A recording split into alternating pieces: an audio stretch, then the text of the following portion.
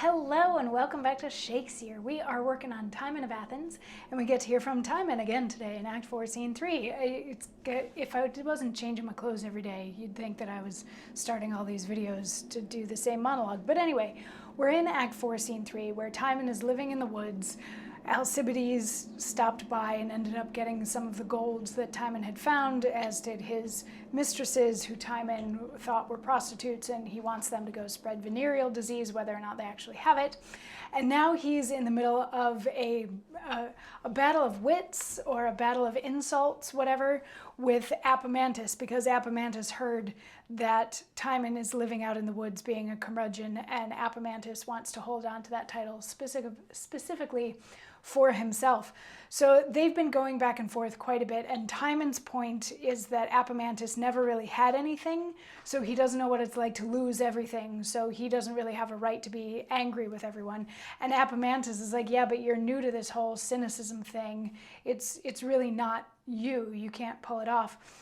So they just keep fighting back and forth, and Timon keeps saying, go away, leave me alone, just get out of here. And Apemantus is like, you're not sad enough, but you're miserable, you're a fool, and all these sorts of things. And they literally resort to just calling each other names. It's just like beast, slave, toad. And then Timon throws a rock at Apemantus and says, rogue, rogue, rogue. I am sick of this false world, and will love naught but even the mere necessities upon it. Then, Timon, presently prepare thy grave.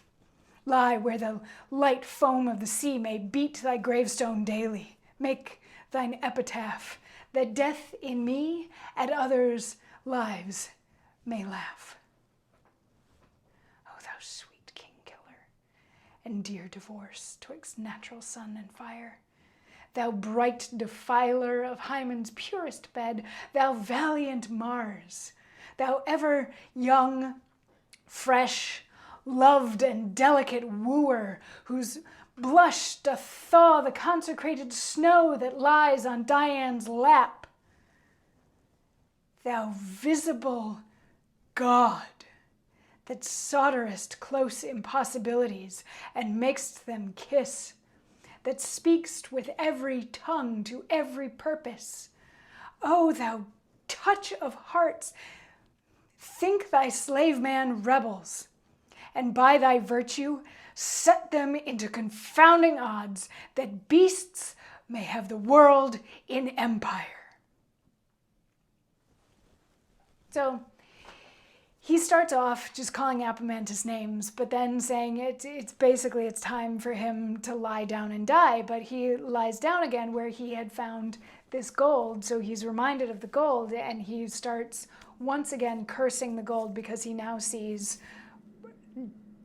what horrible things money can do to people, how it changes everybody's personalities and perspectives on things. And so he curses this gold, but then he also calls upon the gold to encourage people to kill each other, sort of for the same reason that he gave money to Alcibiades to go fight a war. He wants Alcibiades to kill everybody in Athens and then himself, so that people don't exist anymore, and all that will be left is the animal kingdom, which is, they'd been talking along that theme for a little while now.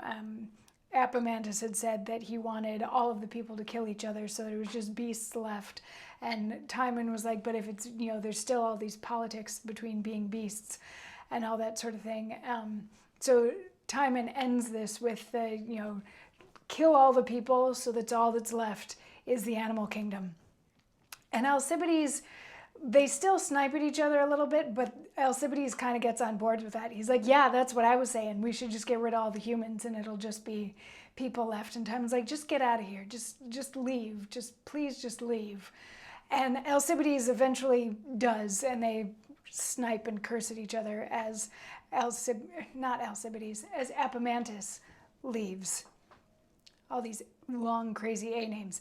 As Apemantus leaves, they're still sniping at each other and all that sort of thing. But they're finally, Apemantus is finally gone. But then 3 bandits show up. Just first bandit, second bandit, third bandit, again with the people with no names. And they're talking amongst themselves. They're like, he's got to be out here somewhere. I heard he found a lot of gold. Do we know where he is? How much gold did he have? I heard he found a lot of gold. Is that him? Yeah, that's got to be him. I recognize him. And Timon's like, what? A bunch of thieves here? And they're like, no, we're soldiers. And he's like, yeah, you're soldiers and thieves. Like, what are you doing out here? And we will get a little bit farther into what they are doing out there and Timon's thoughts on what they're doing out there in tomorrow's monologue. So I'll see you then for that. Mwah.